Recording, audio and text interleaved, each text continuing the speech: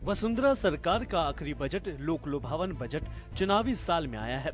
अक्सर सरकारें इस नीति पर काम करती है कि चुनावी साल को लोक लुभावना कैसे बनाया जाए। मुख्यमंत्री ने इस साल के अंत में होने वाले विधानसभा चुनाव को ध्यान में रखते हुए बजट में किसानों, महिलाओं, अनुसूचित जाति जनजाति, व्यापारियों सहित अन्य वर्गों को लुभाने का प्रयास किया। राजस्थान सरकार ने किसानों के अल्पकालीन फसली ऋण में 50,000 रुपए तक के कर्ज माफ करने की घोषणा की, लेकिन किसान इससे ज्यादा खुश नजर नहीं आए। इसके साथ ही राज्य में विभिन्न वर्गों को 650 करोड़ रुपए की राहत देने का भी बजट में प्रस्ताव किया। एंड मोस्ट इम्पोर्टेंटली एक ध्यान में रखते हुए हम सब ने इस बजट को बनाया कि ये पैसा जनता की अमानत है। इस अमानत को हमको सेफ कीपिंग में दिया गया है। We have to make the best use of it.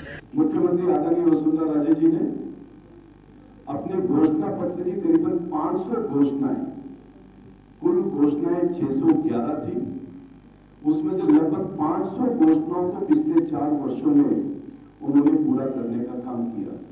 Vasundhara सरकार ने इस बजट में सियासी पहलुओं को खोजने की कोशिश भी की। पहली बार किसी बजट में बीजेपी के पूर्व वरिष्ठ नेताओं के नाम पर योजनाओं का जिक्र किया गया। वहीं जीएसटी के बाद पहला बजट होने से वस्तुओं की दरों में बदलाव नहीं किया जा सका। इस बजट को विपक्ष ने केवल थोथी घोषणाएं करार दिया है। विपक्ष का साफ आरोप है कि सरकार के पास बजट घोषणाओं को पूरा करने के लिए समय ही नहीं है, केवल सरकार जनता को धोखा दे रही है।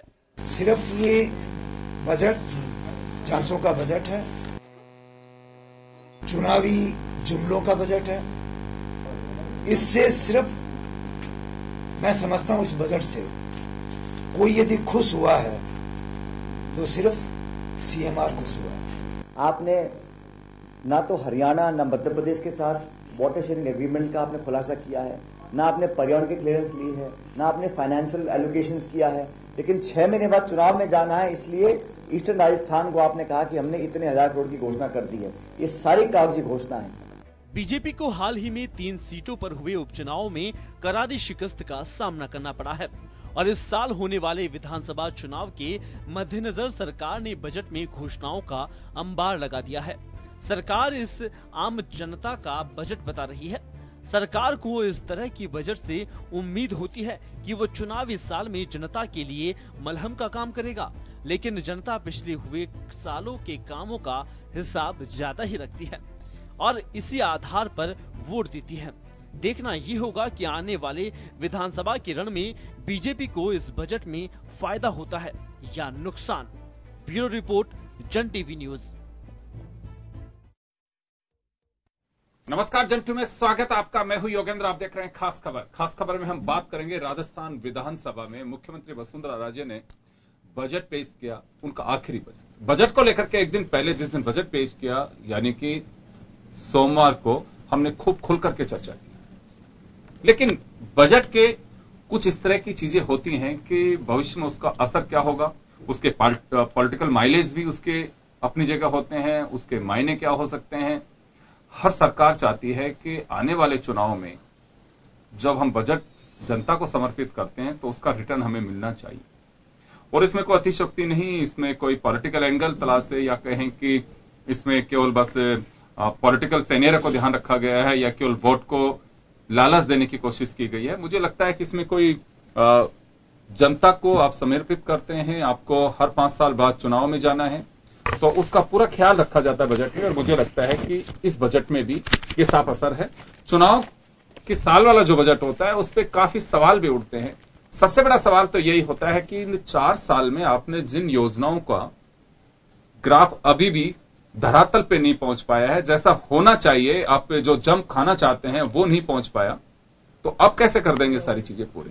अब धरातल से उस ग्राफ को आपको उठाना होगा और योजनाओं को धरातल पे उतारना होगा। ये सबसे अहम सवाल है। हर कॉन्स्टिट्यूएंसी को छूने की कोशिश की है। 15 किलोमीटर सड़क, 100 हैंडपंप, हर नगर पालिका क्षेत्र में एक अंबेडकर भवन की बात कही गई है, जिसके लिए 80 लाख रुपए इन्होंने मुकर्रर भी किए हैं कि इतने पैसे हम उसके लिए देंगे। बजट एलोकेशन कुछ स्कीम्स में है, उसी को लेकर के हम चर्चा करेंगे। हमारे साथ वरिष्ठ पत्रकार और समीक्षक महेश शर्मा साहब हैं। भाजपा के सीनियर लीडर और विधायक जोगाराम पटेल साहब हमारे साथ में हैं। राजस्थान प्रदेश कांग्रेस के सेक्रेटरी सुशील आसोपा साहब हमारे साथ में हैं। महेश जी, मैं आपसे जानना चाहूंगा, बजट की एक्सरसाइज यूं देखें तो करीब 1-2 महीने पहले से शुरू हो जाती है, लेकिन इसी महीने राजस्थान में बाई इलेक्शन के चुनाव परिणाम भी आए। क्या इस बजट पे हम वो छाया देख सकते हैं कि हम इतना काम, इतने दावे, हमें कई सम्मान पुरस्कार राष्ट्रीय स्तर पे मिल चुके हैं, उसके बावजूद भी हकीकत कुछ और है, जनता को कुछ मंजूर और है, वो जनता तक पहुंच नहीं पा रही है, या जनता को हमारी जो जवाबदेही है वो विश्वास में नहीं जनता को विश्वास नहीं दिला पा रहे हैं?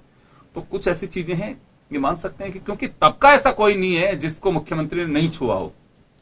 देखिए, ये चूंकि 5वां ये साल है सरकार का अपना कार्यावधि का, तो निश्चित रूप से माना जा सकता है कि ये जो अंतिम बजट जो है, कहीं ना कोई सा भी दल हो, चाहे वो पूर्ववर्ती सरकारें रही हो या वर्तमान में, उनका बजट जो है वो एक तरह से चुनावी एंगल को ध्यान में रखते हैं। और हाल ही में जो उपचुनाव है उसका साइड इफेक्ट भी जिसमें नजर आ रहा है। जैसे इसमें 2 वर्गों को ज्यादा, एक तो बेरोजगारी और एक कृषक वर्ग को जो छुआ गया है, उसका मुख्य बात यही है कि 1,08,000 और इस साल मतलब दिसंबर तक दे देंगे रोजगार, और वहीं मतलब क्या कहता है ना, आपके 77,000 जो है वो अगले साल दे देंगे युवाओं को रोजगार, और वो किसानों को 50,000 की जो है कर्ज माफी का। उसमें आप ये देखा होगा कि आपने सीकर के अंदर जिस तरह से एक आंदोलन छिड़ा था, उस दौरान ये कर्ज माफी की मांग मुख्य रूप से उभरी थी, और सरकार ने भी मतलब कहता है केरल भेजी थी टीम, और वहां से मतलब वहां का जो एक फार्मूला लेकर के वो आए भी। इन सब चीजों को ध्यान में रखते कहीं न कहीं देखिए, राजनीति में है तो कहीं न कहीं सत्ता प्राप्ति के लिए होड़ होती है, चाहे वो विपक्ष भी वही सत्ता प्राप्ति के लिए करता है, तो सत्तारूढ़ दल अपनी कुर्सी कायम रखने के लिए भी करता है। अब सवाल ये आता है कि विकास की अगर बात करें कि विकास को लेकर के ही चुनाव लड़ा जाता है। विकास हर साल जनता ये भी इतनी जागरूक हो गई है कि वो विकास के मापदंड वो इस तरह से तय नहीं करती है, और सरकार के जो विशेषज्ञ होते हैं वो दूसरी तरह के विकास के आधार और मतलब मापदंड तय करते हैं। व्यक्ति जो भी है, आम व्यक्ति ये कहता है कि मुझे महंगाई से निजात मिली है, सबसे पहले तो ये बात करता है। मेरे को जो भी है रोटी, कपड़ा और मकान के लिए वो सहूलियत मिल रही है या नहीं मिल रही है, मुझे रोजी मिल रही है या नहीं मिल रही है, इन सारे नटशेलों में ये सब चीजों को देखा जाता है। एक कुछ केंद्र सरकार की रही नीति हो या राजस्थान सरकार की नीति रही है, क्योंकि एक दो रेसिप्रोकल होता है, केंद्र और राज्य का एक संबंध होता है, जिससे कि केंद्र की जो पूरी समग्र देश में उसकी छवि बनती है। तो इस दौरान जो एक संक्रमण काल जो आया था कि जीएसटी का और ये आपका नोटबंदी का, इस दौरान का जो एक पीरियड आया, उसमें एक आम बड़ा व्यक्ति तो प्रभावित नहीं हुआ, जितना छोटा और मध्यम वर्ग का जो प्रभावित हुआ तबका, तो उसने एक रोष के रूप में भी दिया होगा। तो इन सब चीजों को ध्यान में रख के, सारे बिंदुओं को ध्यान में रख करके ही बजट का पूरा आधार बनाया गया है, जिसमें आप ये देख लीजिए जो भी स्वरोजगार पे भी जोड़ दिया गया है, और कहीं न कहीं मतलब जातीय समीकरणों को भी संतुलित करने की कोशिश की है। इसमें SC ST, आपका सवर्ण और आपके जो दूसरे जो एक कम्युनिटी जो नाराज हो गई थी, उनके नाम के उनके जो नेता थे भैरू सिंह शेखावत, उनको वो जिसको अजा जजा और अन्य पिछड़ा वर्ग को ध्यान में रखते हुए भैरू सिंह शेखावत स्वरोजगार योजना शुरू की गई है। तो ऐसे ही उच्च जो सवर्ण जो बैकवर्ड कास्ट के लिए और उनको आर्थिक विकास से पिछड़े हुए, तो उनके लिए ये आपके सुंदर सिंह भंडारी कर दिया गया। तो कहीं न कहीं मतलब हर पक्ष को, चाहे बहुसंख्यक हो, अल्पसंख्यक हो, महिला हो, पुरुष हो, वृद्ध हो, युवा हो या मतलब बच्चा हो, बच्चों के लिए जैसे मतलब सप्ताह में 3 बार दूध की देने की बात हुई, मिड डे, और नर्सरी टीचर की भी बात हुई है। आंगनबाड़ियों में मतलब क्या होता है ना, अगर नर्सरी टीचर उसको मतलब पढ़ाई लिखाई भी हो तो ये एक अपने आप में बड़ी उपलब्धि है। आंगनबाड़ी केंद्रों के उनके मानदेय बढ़ाया गया है, और 7वें वेतनमान का जो भार बढ़ा है जो कर्मचारियों के लिए, तो कर्मचारी वर्ग को एरियर जो है आपका अप्रैल में देने की घोषणा की गई है। और वहीं मतलब क्या कहते हैं आपके जो दूसरा जो वर्ग है आपका महिलाओं का, तो उसमें महिलाओं को वो क्या जो चाइल्ड केयर की जो है अवकाश का है 2 साल की अवधि बढ़ाई गई है। तो कहीं ना कहीं ऐसा लग रहा है कि सभी वर्गों को कुछ न कुछ देने की, और हर कॉन्स्टिट्यूंसी में जैसे आपने फरमाया भी है कि साहब 15 किलोमीटर सड़क देना, आपके 100 मतलब हैंडपंप देना, इसी तरह से पानी के लिए, इसीलिए बिजली के लिए आधारभूत ढांचे को भी जोड़ दिया गया है और किसी न किसी शहर को कुछ न कुछ उपलब्धि और संभावनाओं को बराबर देने की कोशिश की गई है। जी आसोपा साहब, आपके पास आना चाहूंगा। कांग्रेस लगातार आरोप लगा रही है कि महज एक धोखे का खोखा है ये, और इससे ज्यादा कुछ भी नहीं है। बजट अब इस तरह का लोक लुभावन बजट देने का कोई फायदा नहीं है जब चुनाव सिर पे है और जनता खारिज कर चुकी है। ये बात सही है कि बाई इलेक्शन हुआ, उसमें 17 विधानसभा सीट जो है वो 2 पार्लियामेंट और 1 विधानसभा सीट में समायोजित होकर के हम देखें तो 17 विधानसभा सीट पे वोट डाले गए थे। आप लोगों को उस पर अच्छी सफलता मिली है, लेकिन वक्त अभी लंबा है। बजट को अगर हम उस दृष्टि से देखें तो कुछ ऐसी चीजें मान सकते हैं, क्योंकि आपके कार्यकाल में भी अशोक गहलोत साहब को अवसर मिला था, फरवरी में उन्होंने बजट पेश किया था और नवंबर में इलेक्शन ड्यू थे, तो उस वक्त भी घोषणाएं की गई थी। ये बात सही है कि जो आज आप जिस फेज पे बैठे हैं वहां पे बीजेपी थी, इधर कांग्रेस थी और कई सवाल खड़े किए गए थे, लेकिन कुछ ऐसे अनाउंसमेंट तो होंगे कि जिस पे भरोसा किया जा सके कि हाँ बिल्कुल जनता को ये चीज दी जा सकती है या इस पे हमें भरोसा रखना चाहिए। देखिए 2 बातें हैं, क्योंकि आप बजट पे कल काफी बहस कर चुके हैं, तो मैं आज बजट को बौद्धिक लेवल पे ले जाने की आपसे इजाजत चाहूंगा और अपेक्षा करूंगा कि विधायक जी भी सीनियर हैं तो इसको उसी लेवल पे डिस्कस करेंगे तो ज्यादा अच्छा लगेगा। आपके श्रोताओं का भी राजनीतिक चर्चा तो कल काफी हो गई होगी। फिर भी आपने चूंकि उस रूप में कहा है कि चुनावी घोषणा और वो सब, तो सरकार का बेसिकली इकबाल जब खत्म हो जाता है, वजूद जब लोगों की नजर में उतर जाता है, शीशे का पानी जब उतर जाता है, तो परिणाम ऐसे ही आते हैं। और इसका ये उदाहरण ये है कि अजमेर, अलवर और मांडलगढ़ में मुख्यमंत्री जी ने जितनी घोषणाएं की हैं अभी चुनाव की घोषणा से पहले 3-4 महीने में लगातार वहां जाकर के, उसमें से एक उदाहरण दूं मैं, केकड़ी में उन्होंने एक 9 करोड़ की पेयजल योजना ट्रांसमिशन लाइन की घोषणा की और केकड़ी में सबसे ज्यादा वोटों से हार हुई, अजमेर में 34,000 वोटों से। इन घोषणाओं से जनता के निर्णय पर कोई असर नहीं पड़ता है, ये बात इससे सीधी स्पष्ट होती है। आपने हमारे लिए भी जो कहा वो हमारे केस में भी स्पष्ट होती है कि जनता ये जानती है कि हमारा ही पैसा है। अभी इसको आज इस साल जो हो रहा है उसको जनता क्या कहती है, मैं आपको अजमेर का ही उदाहरण बताऊं, केकड़ी का ही बताता हूं। लोग ये कहते हैं हमारे पैसे की तो घोषणा करके गए हैं, चाहे ऋण है, चाहे सेंटर का है, चाहे वो स्टेट का है, हमारे पैसे से ही कर रहे हैं। तो 4 साल तक बाढ़ में पानी रोक के अब पानी पिला रहे हो, तो कोई ये आप राजा हो क्या, सामंत हो क्या, आप कोई महाराजा धीराज हो कि जब मन होगा तब आप जनता को देंगे?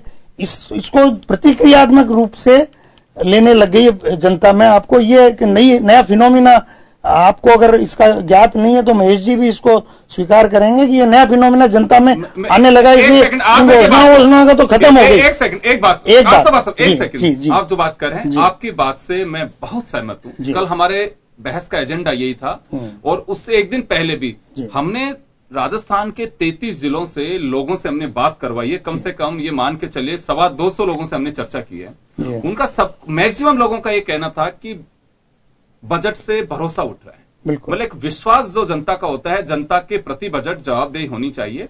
लोगों का ये कहना है कि देखिए कभी भी तो महंगाई हो जाती है, कभी चीजों को कम कर दिया जाता है। पहले जो बजट आते थे वो एक ये रहता था कि मुझे साल भर में क्या चीज महंगी होगी, मेरी क्या चीज कम होगी, तो एक ध्यान रहता था कि साहब अब तो बजट का कोई औचित्य रहा नहीं है। हो सकता है कि सरकारी कामकाज में इसका एक असर पड़ता हो, बाकी आम पब्लिक को कोई बहुत ज्यादा लेना देना नहीं है बजट से। तो आप सही कह रहे हैं कि बजट मतलब ये नहीं कोई वर्तमान सरकार की बात, बजट के प्रति लोगों का कह रहा हूं कि जनता में अधिकार की भावना आ गई है। तो एक चिंता का विषय है मेरे ख्याल में, चिंता का विषय नहीं है के लिए भी। इसका कारण ये है, मैं भटक जाऊंगा मेरी बात से, क्योंकि जहां तक इस बजट का प्रश्न है, मुख्यमंत्री जी खुद ही कल कह चुकी हैं कि इस बात की कोई गारंटी नहीं है कि ये घोषणाएं पूरी होंगी। नहीं, ऐसा कभी नहीं कहा मुख्यमंत्री। वीडियो वायरल हो रहा है पूरे देश में। वीडियो कहां से वायरल? पूरे देश में बजट वो स्पीच पूरी रिकॉर्डेड है। नहीं, स्पीच में नहीं, बाद में जो प्रेस कॉन्फ्रेंस हुई है मुख्यमंत्री ने ली नहीं। देखो लिए ना, आपको पता ही नहीं है। फिर विधायक जी आप कहीं नहीं लिया। अरे भाई, राजपाल सिंह जी, राजेंद्र राठौड़ जी,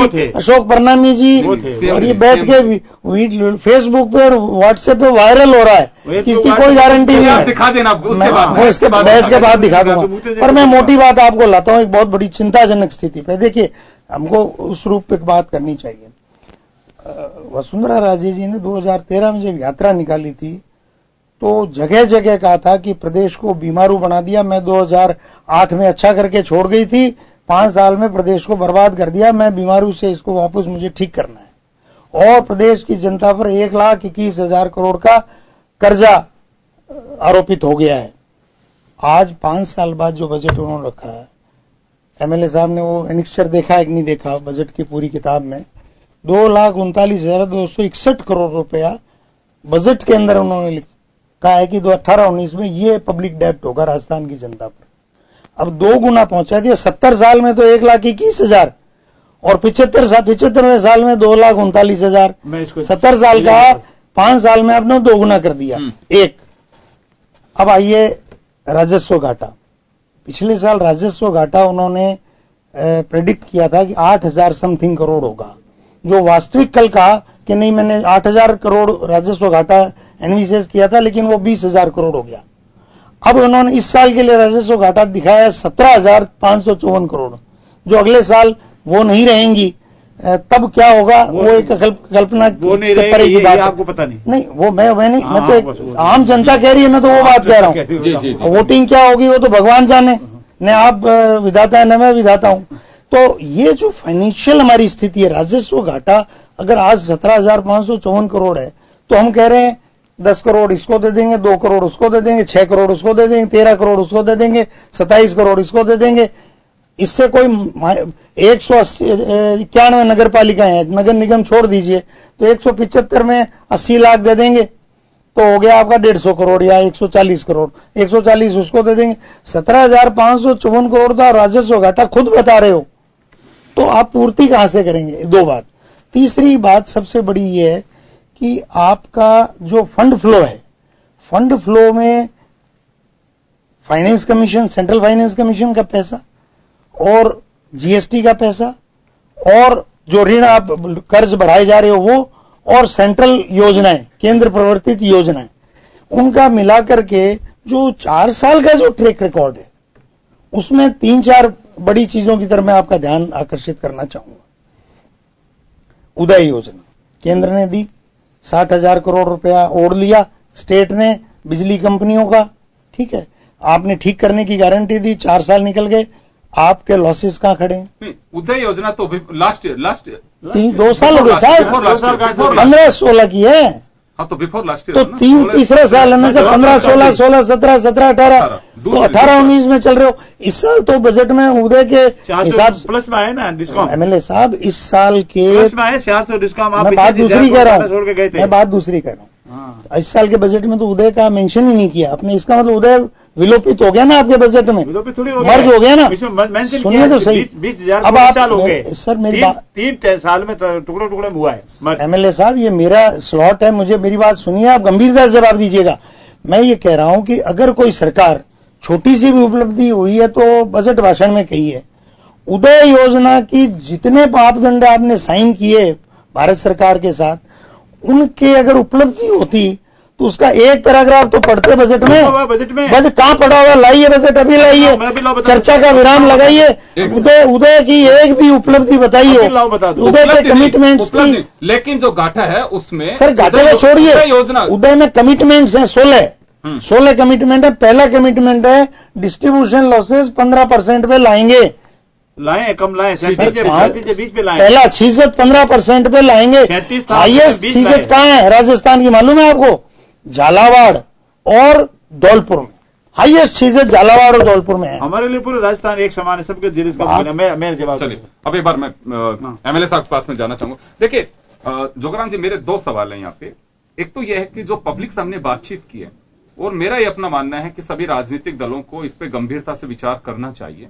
दो बातें यहां पे खड़ी होती हैं, क्योंकि पब्लिक के जो व्यूज सामने आए हैं उसमें मैक्सिमम लोगों ने, जिसमें अलग अलग क्षेत्र के लोग थे, इंडस्ट्रियलिस्ट भी थे हमारे साथ में, कुछ शिक्षाविद भी थे, उनका यह कहना है कि अब वक्त यह आ चुका है कि जनता को बजट के प्रति विश्वास दिलाया जाना चाहिए, जो कम होता नजर आ रहा है। वो तब रह सकता है कि वास्तव में यह बजट आप पेश करते हैं, सरकार कोई भी हो, आप विधानसभा वो आस्था और लोकतंत्र का पवित्र मंदिर है। अगर आप उसमें कोई डॉक्यूमेंट कमिट कर रहे हैं तो हमारा यह मानना है कि उसकी एक समीक्षा होनी चाहिए, बजट पेश करें उसके एक दिन पहले। अगर फाइनेंस हाउस ऑफ लीडर के पास है या फाइनेंस मिनिस्टर के पास है, वो परंपरा डाली जानी चाहिए कि मेरा पिछला जो बजट था उसकी एक्चुअलिटी यह है, मैंने ये काम किए, इसमें 43% काम हुआ, इसमें 100% काम हुआ, इसमें 20% काम हुआ, और हमारी मजबूरी क्या रही वो भी रखनी चाहिए। एक लोगों का यह कहना है, तो यह परंपरा शुरू की जानी चाहिए, ऐसा लोगों का एक मत है। क्या वास्तव में आपको लगता है कि विश्वास दिलाया जाना चाहिए, क्योंकि बजट के प्रति लोगों का विश्वास हटता जा रहा है? आपका कहना काफी हद तक सही है, और मैं आपका दो रूप में इसका जवाब दूंगा। पहला ये कि पूर्ववर्ती सरकारों के लंबे साल कार्यकाल के दौरान बजट के प्रति गंभीरता नहीं रही। दो तरह के बजट होते हैं, दो तरह की घोषणाएं होती है, दो तरह की उद्घोषणाएं होती है। एक होती है वोट ओरिएंटेड घोषणाएं, मुझे इस घोषणा से कितना वोट फायदा होगा मैं वो घोषणा करूंगा, वो स्कीम लाऊंगा।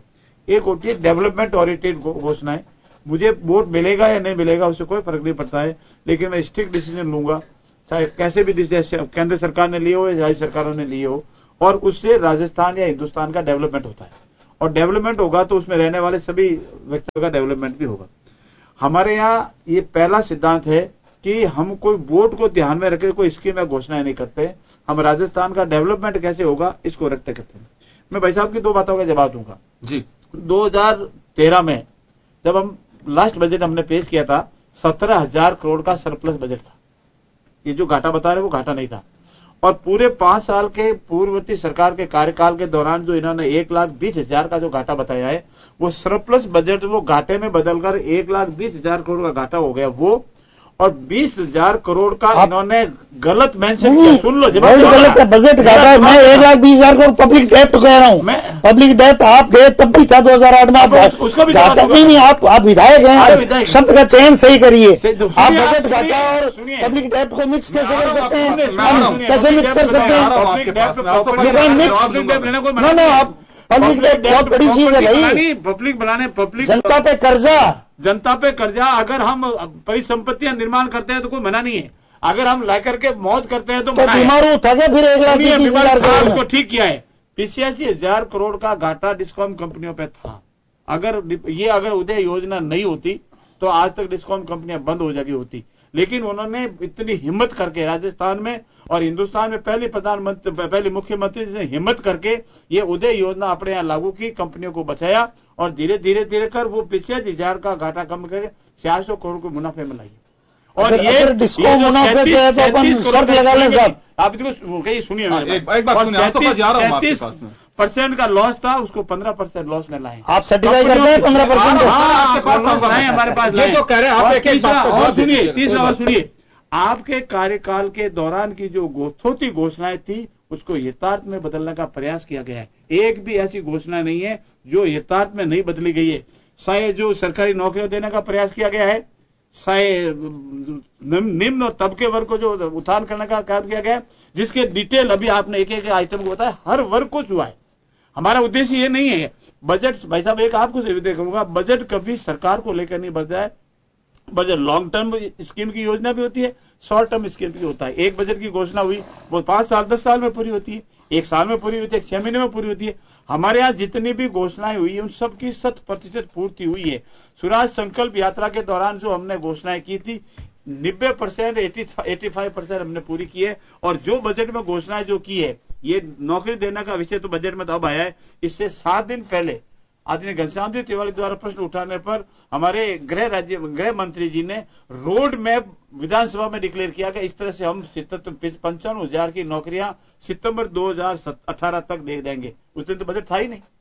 हमारा पूरा रोड मैप है, इस महीने में इतनी, इस महीने में इतनी, इस महीने में इतनी, इस महीने में इतनी। ये सारी नौकरियां जो कोर्टों में विभिन्न कारणों से अटकी हुई थी, सारी क्लियर करा के अब रीट का हो, ग्राम सेवक हो, पटवारी हो, कांस्टेबल हो, क्लर्क हो, ये सारी नौकरियों का पता खोला सब हम देंगे इस साल, पूरी देंगे। और ये तो कंटिन्यू चलने वाला प्रोसेस है ना। कभी आदमी ये रखे कि मेरे आने के बाद नौकरियां बंद हो जाए, बंद थोड़ी होगी। कोई भी सरकार रहे, नौकरियां रिटायरमेंट होते रहेंगे, नौकरियां लगती रहेगी। हम निश्चित राजस्थान के डेवलपमेंट की तरफ बढ़े। हमारे दिमाग में एक बात होनी चाहिए राजस्थान डेवलपमेंट की। जो आपने प्रश्न कहा वो बहुत गंभीर प्रश्न है, और उस गंभीर का सबको विचार करने की, राजनीतिक विचारधारा से ऊपर उठने का विचार है। बजट की प्रक्रिया हमारे यहाँ अलग है, केंद्र सरकार में बजट की प्रक्रिया है, वहां बजट कमेटियों को जाता है, डिस्कस होता है, वापिस पार्लियामेंट में आता है। हमारे यहाँ असेंबली में डिस्कस होता है। लेकिन बजट के प्रति विश्वसनीयता हमारी जनता की बढ़े, ये हम सब का दायित्व है, इसमें कोई दो राय नहीं। आप बढ़िया, आपके टीवी माध्यम से मैं ये कहना चाहता हूं समझ जनता को कि हमारा बजट जो हो, कोई सरकार हो, उसकी विश्वसनीयता बनी रहे, हमें उसमें विश्वास बने, जनता का विश्वास बने।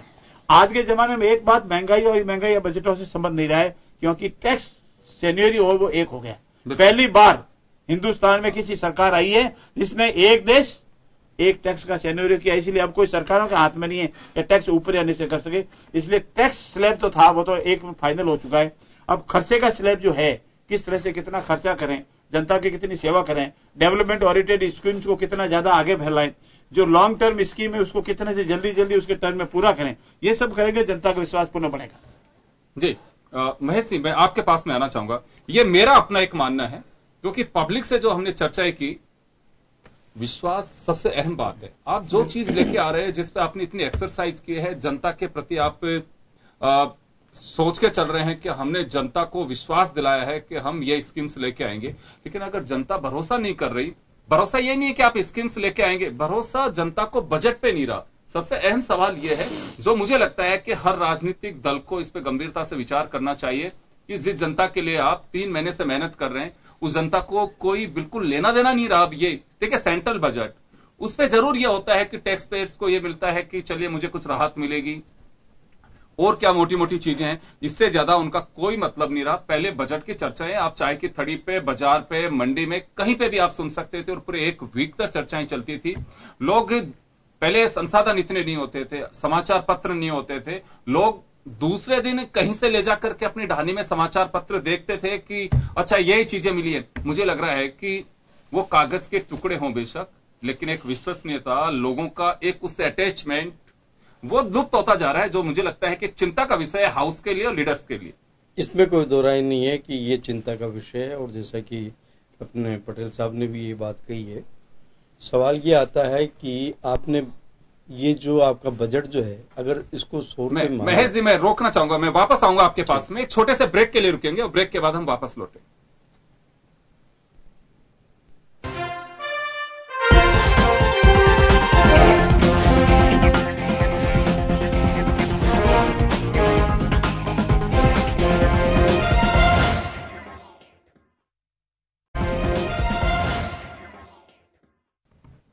हम तो निकाल ही रहे हैं, निकाल दिया और निकाल ब्रेक के बाद एक बार फिर आपका स्वागत है। आप देख रहे हैं खास खबर, बात कर रहे हैं तो राजस्थान के बजट को लेकर के। बजट से कुछ ऐसे अनछुए पहलू जो हमने जनता से बात की है, उन पे हम थोड़ा सा फोकस कर रहे हैं।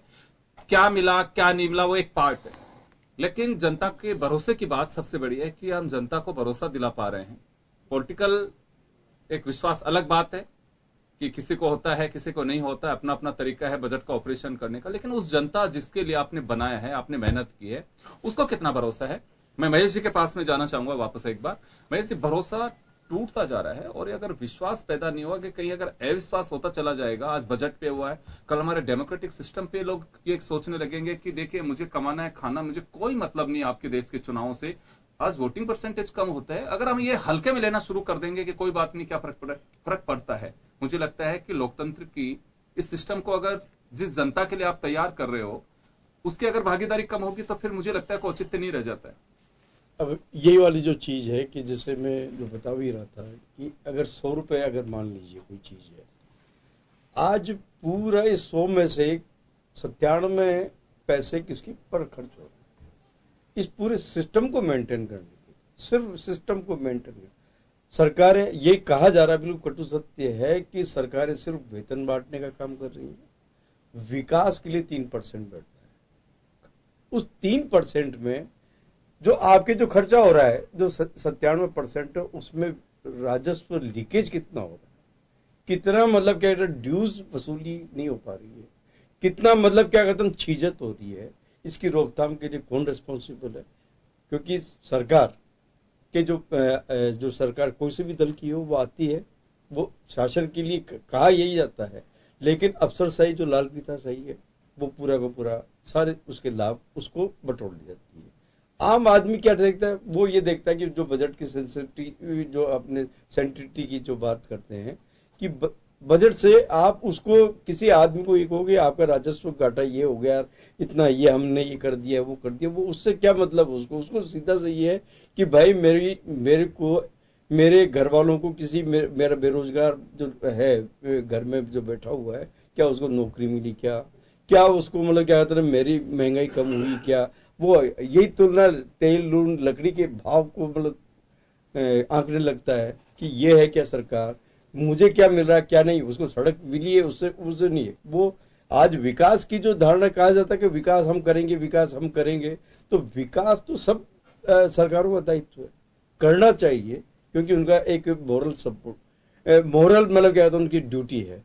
अब सवाल ये आता है कि हमें करना क्या चाहिए, तो सबसे पहले तो यह है कि राजनीतिक तंत्र को अपने लाल फीताशाही पे अंकुश लगाने की आवश्यकता है कि जिस तरह से बिजली की छीजत की बात जो कर रहे थे ना, ये छीजत राजस्व की भी होती है। इस राजस्व छीजत और समय पर वसूली नहीं होना और साथ साथ ही आपकी जो प्रक्रिया है बजट को इम्प्लीमेंट करने वाली, अब आप ये देखिए कि ये बजट आज जारी हुआ है, इसकी सैंक्शन अक्टूबर नवंबर तक आ रही है, क्या फायदा मिल रहा है इतनी देर में? मान लीजिए इसी साल की भी हुई और अब इसके सैंक्शन जो आती हैं डिपार्टमेंट की, तो डिस्ट्रीब्यूशन जो सिस्टम है हमारा किस तरह से जाता है, वो जो काम जब स्टार्ट होता तब आचार संहिता आ जाती है, चुनाव की घोषणाएं हो जाती है, इम्प्लीमेंटेशन नहीं होता है। तो ये जो विश्वसनीयता है कि इस प्रोसेस को जो लाल फीताशाही की कार्य प्रणाली को ले, छीजत को ले, राजस्व की छीजत को, इस पे इंटेलिजेंस के और प्रभावी तरीका नेतृत्व की है। आज ये है कि मंत्रियों की कोई सुनता ही नहीं, लाल अफसर नहीं मानता। और दूसरा कि जो बजट में जो प्रायोरिटी है, बजट की जो प्रायोरिटी कौन फिक्स करता है? वो स्पेशलिस्ट जो बंद एसी कमरों में बैठ करके करते हैं, वो ये नहीं करते ग्राउंड लेवल पे उसको पहले पानी की जरूरत है कि बिजली की जरूरत है कि क्या मतलब उसको। मैं एक छोटा सा सवाल यहाँ पे करूंगा एक महेश जी आपसे, आपने जब कहा कि एसी कमरे और बाहर निकल करके, देखिए मुझे अच्छे से ध्यान है कि पहली मर्तबा कोई सरकार, भैरव सिंह शेखावत का एक वक्त जरूर उस समय था कि वो बिल्कुल पब्लिक फ्रेंडली थे, जहां अगर किसी के यहाँ विवाह में भी गए तो गांव में घुस जाते थे, स्टैंड पर रुक जाते थे, लोगों से बात करते थे, फीडबैक लेते थे, उनसे चुटकुले में चलते थे, उनका एक अपनी एक स्टाइल थी।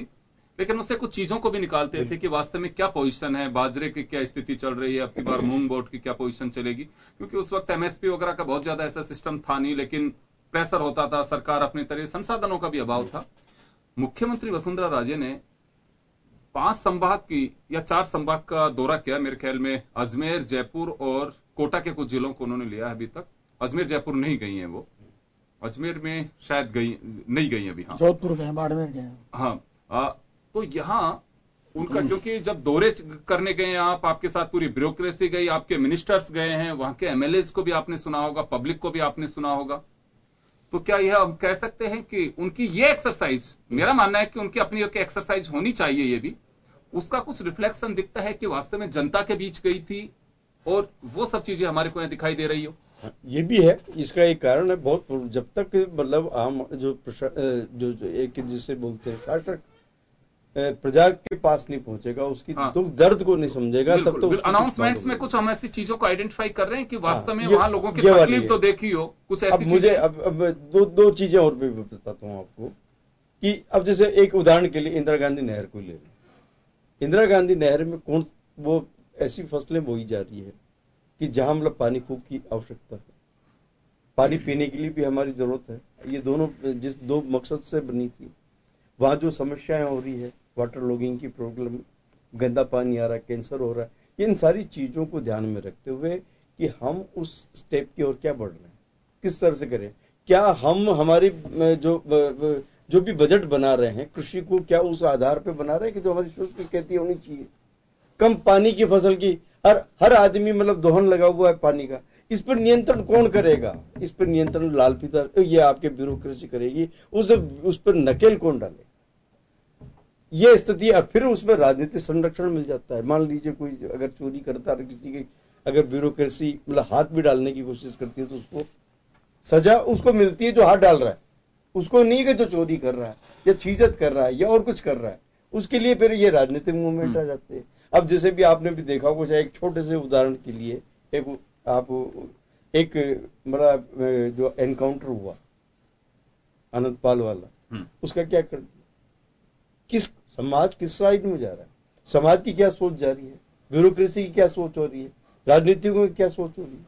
मतलब ये जब तक आपके मतलब क्या हर ये जितने भी पिलर्स हैं जो लोकतंत्र के, उन सबको आत्मचिंतन करने की आवश्यकता है। बजट तो सेंसिटिव तब ये है कि आप मतलब उन चीजों को कैसे इंप्लीमेंट करते हैं, छीजत को कैसे रोकते हैं, और आवश्यकता अनुसार जो चीजें होनी चाहिए, हमारा क्लाइमेट कैसा, उसके साथ कृषि होना चाहिए। अब आप ये देखिए बजरी का ही उदाहरण के लिए, बजरी का उदाहरण, बजरी पे रोक लगी है, लेकिन अवैध मतलब क्या कहते हैं अवैध खनन शुरू हो गए, और उसका मुनाफा किसको जा रहा है?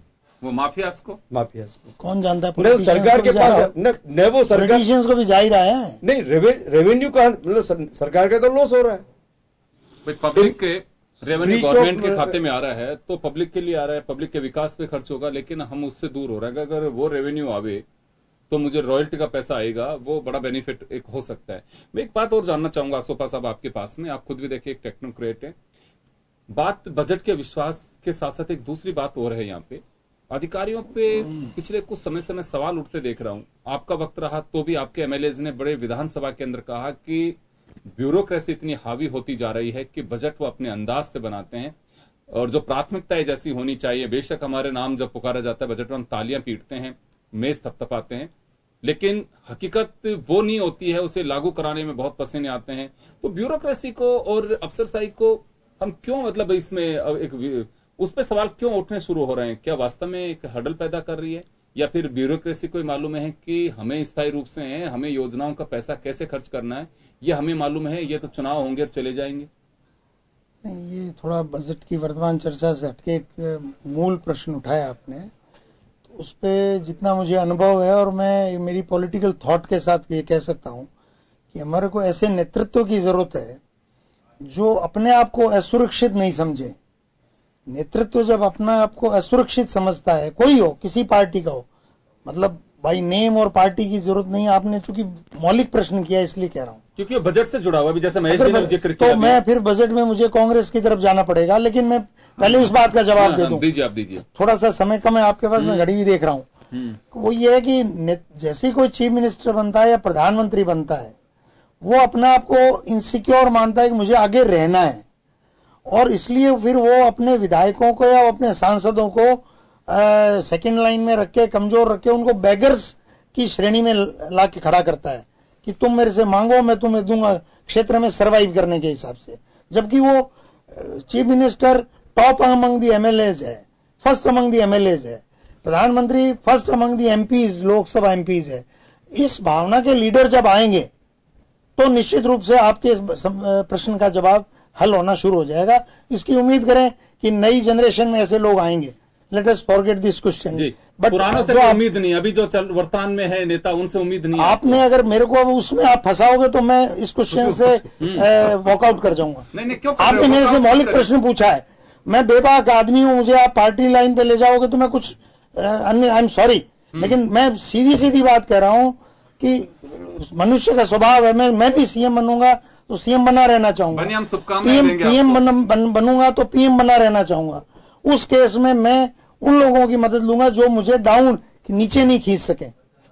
इसलिए मैं मेरे मजबूत मंत्रियों को, मजबूत एमएलएज को कमजोर करता हूं, एमपीज को, मिनिस्टर्स को करता हूं। ये सुबह चल रहा है, इसको आप इसमें बहस करने से कोई मतलब नहीं है। अभी बजट पे आए, मैं आपसे परमिशन चाहूंगा। अब ये क्या है कि जनता का विश्वास क्यों उठ रहा है, बहुत बड़ा प्रश्न है। कल सचिन पायलट जी ने एक बड़ा मौलिक प्रश्न किया प्रेस कॉन्फ्रेंस में कि आपने डूंगरपुर रतलाम पे केंद्र के और राज्य के आधे आधे पैसे खर्च हुए हैं, 200 करोड़ रुपए, उसको 4 साल 4.5 साल से डंप कर रखा है।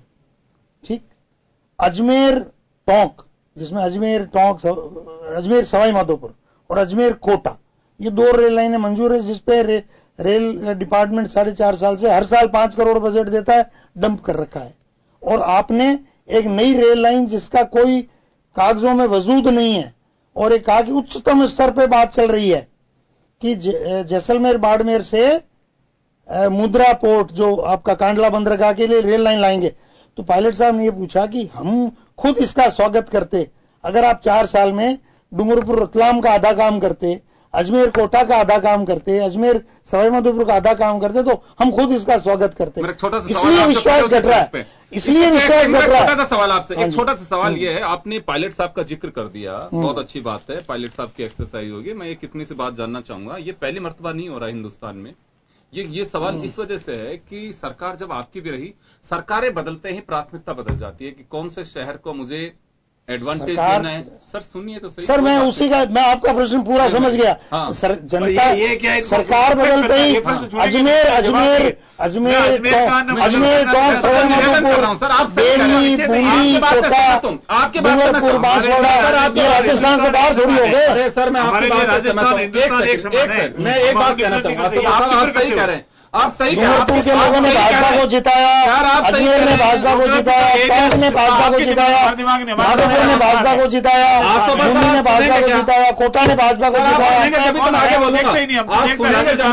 एक बार सुनिए, आप सुनेंगे जब भी मैं बोलूंगा। सर देखिए क्या होता है कि जैसे ही सरकार बदल जाती है, ये उस क्षेत्र का अगर लीडरशिप अगर आ गई तो उसकी खुशकिस्मत है, और अगर हमारे यहां से चलेगी तो बदकिस्मत है। आप कोटा को देखिए, शांति धारीवाल यूडीएच मिनिस्टर थे, क्या रौनक कर दी।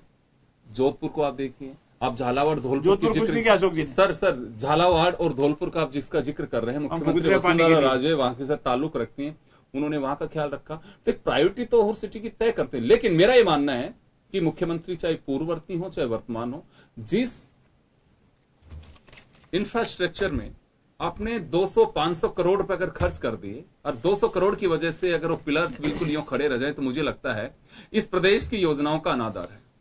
आगे बढ़ाना चाहिए उनको, सरकार चाहे किसी की भी आए। क्योंकि देखिए मैं ये बात इस वजह से कर रहा हूं कि जोधपुर के लोग कह रहे हैं कि हमारे यहां पे जोधपुर में जब घुसते हैं तो एक फ्लाईओवर बन रहा था, वर्तमान सरकार ने उसे अटका के रख दिया। वर्तमान सरकार का यह कहना था कि एलिवेटेड रोड हमने बनाया था दुर्गापुरा का, अशोक गहलोत साहब ने 5 साल तक उसमें एक करनी नहीं लगाई।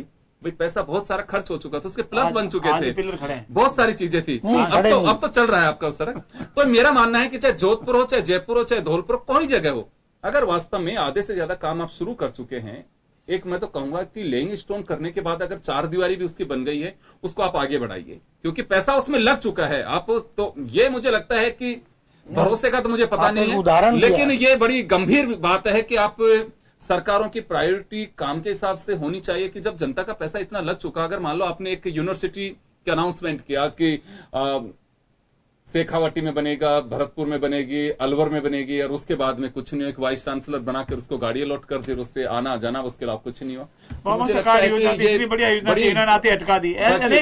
कुछ ऐसी चीजें हैं कि नहीं होनी चाहिए। आपका जो पैसा लग चुका है, तो आम जनता का जो पैसा लग चुका है, उस योजनाओं को आगे बढ़ाना चाहिए। पहले कहा ना, क्योंकि विश्वास की वजह ये भी है। आपने रिव्यू के नाम पे क्या क्या किया बताओ? हमने कुछ नहीं किया। रिव्यू आपने सारी योजनाओं को रिव्यू के नाम पे बंद किया कि नहीं, याद कर लीजिए। कितनी बार बहस हो चुकी है यहाँ पे। बंद नहीं करनी चाहिए। 6 महीने पहले नहीं, माथुराव नहीं, आपने योजना और होगा 6 महीने, क्या होगा, 6 महीने मिली आपको हाईकोर्ट से नीचे देखना पड़ा। नहीं वो नहीं, माथुर नहीं, मैं माथुर नहीं कह रहा हूँ। अरे माथुर नहीं कह रहा हूँ मैं। आपने जितनी स्वीकृत योजनाएं थी वो 6 महीने पहले की, वो सब पेंडिंग रखी रिव्यू के नाम पे। कटारिया जी कमेटी बनाई है ना आपने, रिव्यू के नाम पे भाग है सरकार का भाग है। अगर महारानी है ना भैया आपकी, महारानी महारानी भगवान, उन्होंने उस घर में किसानों तो आंदोलन किया, सब आप किसान के चाकरी कर रहे हो, समझने वाली महारानी है, आप चाकरी कर रहे हो। ये बात नहीं, दर्द वाली मुझे एक आदमी बता दीजिए सर, सब आदमी को, हर आम आदमी को समझने वाली पहली मुख्यमंत्री। अजमेर राजस्थान में नहीं है क्या? सवाईमाधोपुर राजस्थान में नहीं है क्या? टोंक, देवली, कोटा, टेकड़ी, जोधपुर, तो ये रेल लाइन है। डूंगरपुर, ये रेल लाइन बंद क्यों है? रेल लाइन बंद क्यों है? आपके किए हुए जवाब दीजिए। खोटे कर में क्या खोटे कर में? वीडियो कर लो, सुन लीजिए। तो बजट में क्यों है वो? बस अब एक मिनट सुनिए, अब सुनिए, क्योंकि ये चलिए, ये खोटे काम है। कौन रिकॉर्ड दे रहे हो? डूंगरपुर रतलाम खोटा काम है, दार्जिलिंग गलत है। सर आप सुनो, अजमेर खोटा काम है, अजमेर कोटा खोटा काम है। आप कह रहे हो, मैं कहाँ कह रहा हूँ? आपको पता ही नहीं आप क्या कह रहे हो। पता है। आसोपा साहब आप एक सुनिए, मैं जोगाराम जी से जानना चाहूंगा कि योजनाओं को आपने खोटा काम बताया कि इनके खोटे काम है। इनके खोटे काम अजमेर कोटा रेल लाइन खोटा काम है। आप बोलते रहेंगे, प्रश्न करते रहेंगे तो समय निकल जाएगा। आप सुनिए तो सही, आप क्यों सुनेंगे नहीं तो फिर काम नहीं चलेगा। जोगाराम जी आपने एक बात कही कि योजनाएं लंबित इस वजह से रही कि इनके खोटे काम थे, इनकी जी डिफेक्टिव थी। क्या डिफेक्टिव बताओ? मेरा निवेदन ये था कि मैं एक उदाहरण दूं जोधपुर का। जोधपुर की रेल लाइन का प्रश्न मेरा रेल लाइन का है। रेल लाइन का जवाब दो। सुनेंगे जब तो जवाब जोधपुर में जा रहे हैं तो सुनेंगे। जोधपुर पे क्यों जा रहे हो? अजमेर रेल लाइन पे डूंगरपुर रतलाम पे आओ ना। धरातल पे बिस्ते हैं, धरातल तो सुनिए, उसी के बाद ये तो पटरी पे आएंगे। आप सुनिए, एक बार सुनिए। बिल्कुल मैं चुप रहूंगा। हाँ सुनिए, बोलिए।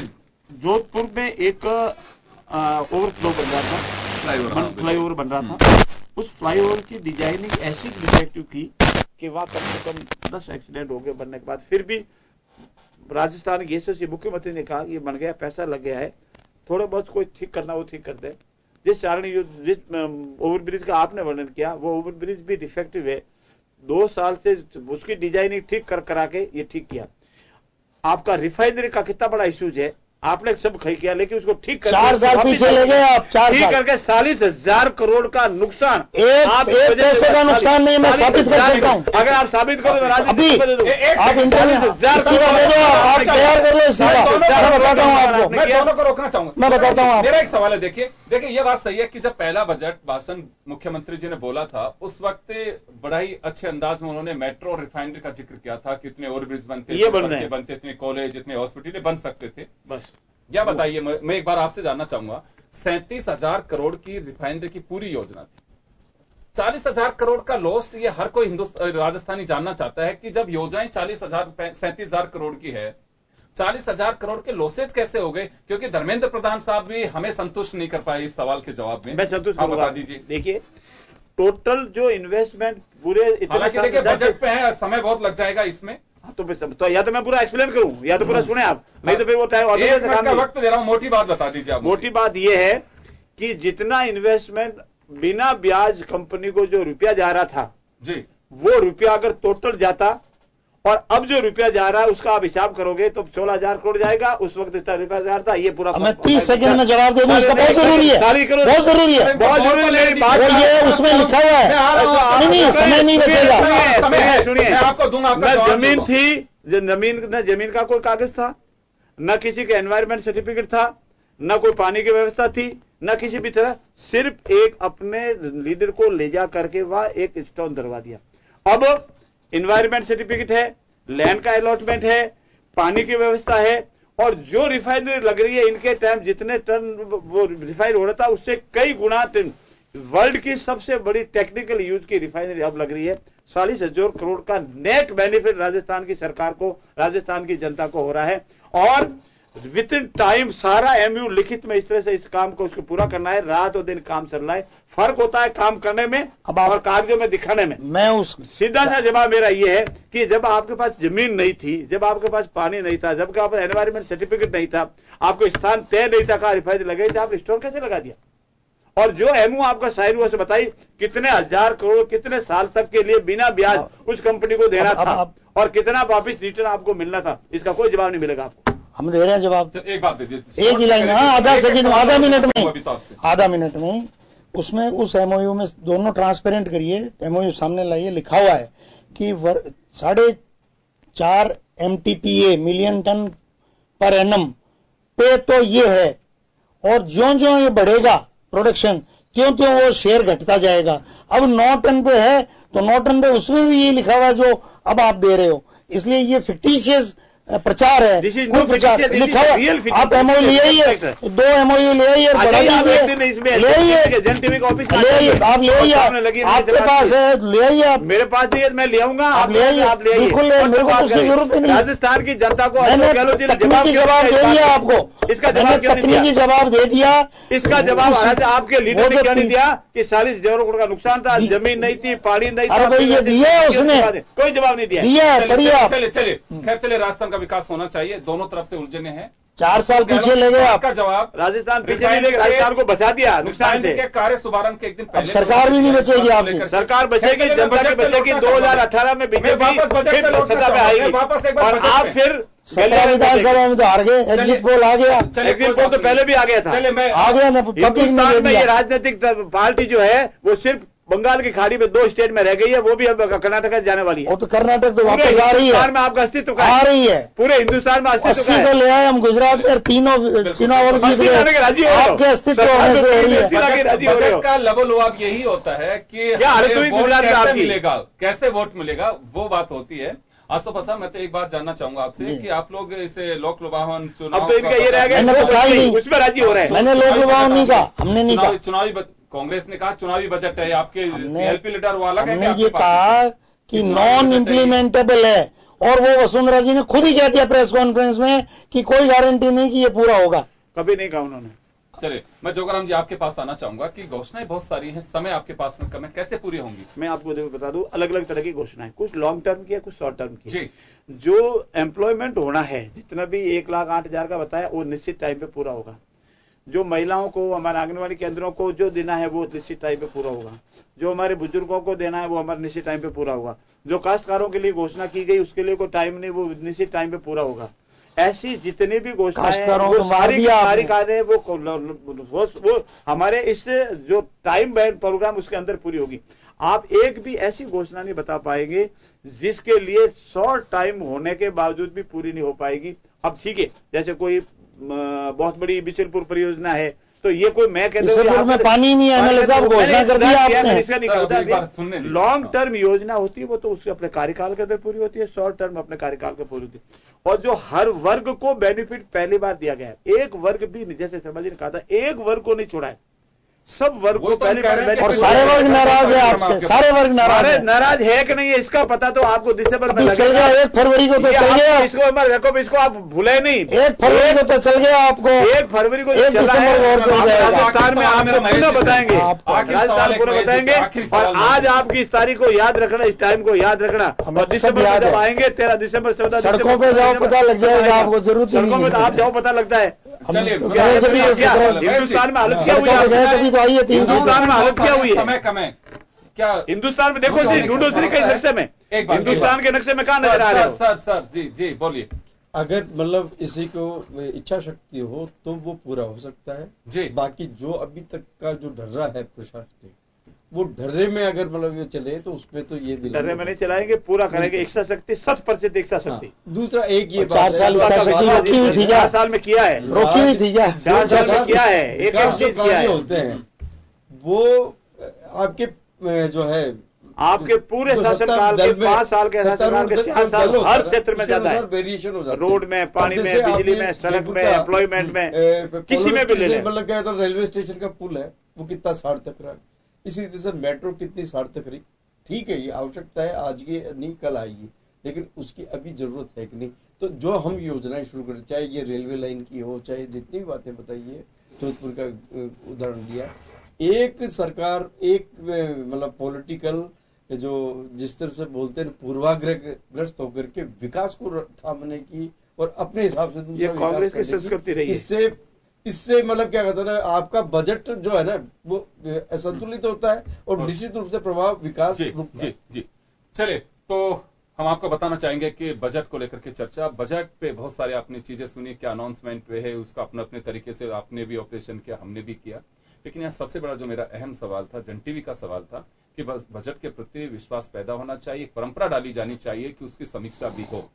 ये जरूरी है कि अब वास्तव में आपने पिछले अनाउंसमेंट्स की क्या पोजीशन है, कितना पैसा बचा, कितने की आवश्यकता है, वो एक होना चाहिए। तो मुझे लगता है कि बड़ा विश्वास कायम हो सकेगा। राजस्थान से इसकी शुरुआत हो तो बड़ी एक अच्छी बात होगी, एक पहल होगी। हर मुख्यमंत्री अपना दावा करता है कि राजस्थान इसमें पहली बार, तो ये भी अगर कोशिश की जाए जो जनता को भरोसा दिलाने की हो, तो मुझे लगता है एक अनोखी पहल होगी। बहुत बहुत शुक्रिया आप सभी का। अनेक क्षेत्रों में अवार्ड, इस क्षेत्र में भी हम अवार्ड लेंगे। बस दीजिए इजाजत, नमस्कार, धन्यवाद।